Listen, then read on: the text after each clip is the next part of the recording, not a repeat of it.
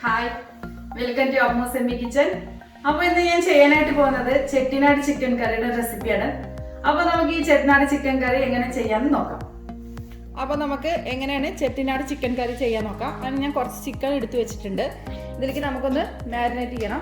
അതിലേക്ക് ഞാൻ ഒരു സ്പൂണോളം മഞ്ഞൾപ്പൊടി ചേർക്കുന്നുണ്ട്, 1/2 ടീസ്പൂണോളം മുളക് പൊടി. ഇത് നല്ല എരിവുണ്ട്, അതുകൊണ്ട് ഞാൻ 1/2 ടീസ്പൂൺ എടുത്ത്.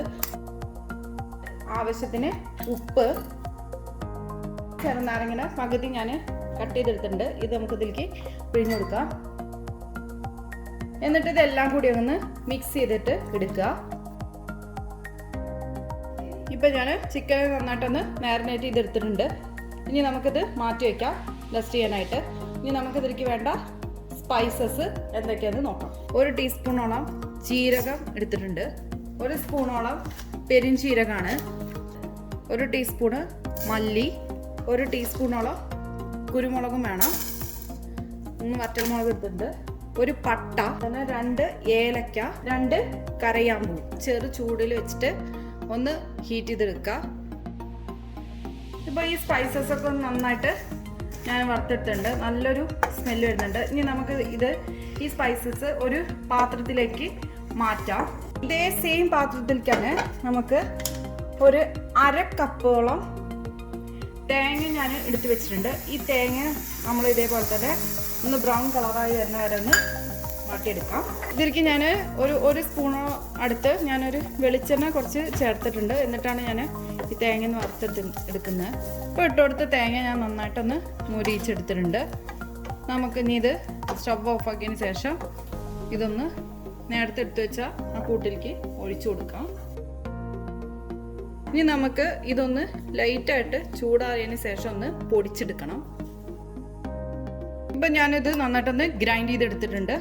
ഇനി നമുക്ക് റെഡിയാക്കാം. ചിക്കൻ കറി ഇനി റെഡിയാക്കാം. ഞാൻ ഒരു പാന് അടുപ്പത്ത് വെച്ചിട്ടുണ്ട്. ഇനി ഇതിലേക്ക് നമുക്ക് ഉള്ളി ഒന്ന് മാറ്റിയെടുക്കണം. ഞാൻ ചെറിയ ഉള്ളിയാണ് എടുത്തിട്ടുണ്ട്. ഒരു 10-18 അല്ലി ചെറിയ ഉള്ളി ഉണ്ടാവും. അത് ഞാൻ കുഞ്ഞിതായിട്ട് കട്ട് ചെയ്തെടുത്തിട്ടുണ്ട്. ഇത് നമുക്ക് ഇതിലേക്ക് ചേർത്ത് കൊടുക്കാം. ഇതിലേക്ക് നമുക്ക് കുറച്ച് ഉപ്പ് ചേർക്കാം. ഇപ്പോൾ ഈ ഉള്ളി നന്നായിട്ടൊന്ന് വഴണ്ടി വന്നിട്ടുണ്ട്. ഇനി നമുക്കിതിലേക്ക് ഇഞ്ചി വെളുത്തുള്ളി പേസ്റ്റ് ചേർക്കാം.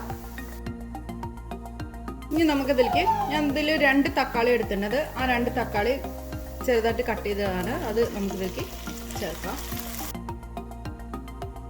ഇപ്പോൾ ഈ തക്കാളി ഇട്ട് നന്നായിട്ടൊന്ന് വഴണ്ടി വന്നിട്ടുണ്ട്. ഇനി നമുക്ക് നേരത്തെ ഗ്രൈൻഡ് ചെയ്ത് വെച്ച പൊടി ചേർത്ത് കൊടുക്കാം. ഒരു നുള്ള് ഗരം മസാലയും കൂടി ആഡ് ചെയ്യുന്നുണ്ട്. ചിക്കൻ ചേർത്ത് കൊടുക്കാം. ചിക്കനിലോട്ട് ഞാൻ നന്നായിട്ടൊന്ന് മസാല കോട്ട് ചെയ്തിട്ടുണ്ട്. ഇനി നമുക്കിതിലേക്ക് 1 ഗ്ലാസ് വെള്ളം ഒഴിക്കാം. നമുക്കൊരു മീഡിയം ഫ്ലെയിം ഇട്ടിട്ട് ഒന്ന് വേവിച്ചെടുക്കാം. ഇപ്പോൾ ഈ ചിക്കൻ ഞാൻ വെച്ചിട്ട് ഏതാണ്ട് ഒരു 20 മിനിറ്റ് ആവാനായിട്ടുണ്ട്. നമുക്ക് തുറന്നു നോക്കാം. ഇനി കുറച്ചുകൂടി നമുക്ക് വറ്റിക്കാം. ഇത് ഞാൻ ഇടയ്ക്കിടയ്ക്ക് ഒന്ന് ഇളക്കി കൊടുത്തിട്ടുണ്ടായിരുന്നു. ഇനി ഒരു 10 മിനിറ്റ് കൂടി നമുക്കൊന്ന് വെക്കാം. അപ്പം ഞാൻ വെച്ചിട്ട് ഏകദേശം ഒരു 10 മിനിറ്റ് ആവാനായി. 10 മിനിറ്റ് ആയിട്ടില്ല, അതിന് മുന്നേ തന്നെ ഞാൻ എടുത്തു. ഇപ്പോൾ ഈ ചിക്കൻ നന്നായിട്ട് നമുക്ക് എണ്ണയൊക്കെ കുറച്ച് തെളിഞ്ഞ് വന്നിട്ടുണ്ട്. ഇനി സ്റ്റവ് ഓഫ് ചെയ്യണം. ഇനി നമുക്ക് ലാസ്റ്റ് ഇതിലേക്ക് മല്ലിച്ചപ്പ് ചേർക്കാം. അപ്പോൾ ഈ ചിക്കൻ കറി റെഡി ആയിട്ടുണ്ട്. അപ്പോൾ നമ്മൾ ഈസി ആയിട്ടുള്ള ചെട്ടിനാട് ചിക്കൻ കറി ഇവിടെ റെഡി ആയിട്ടുണ്ട്.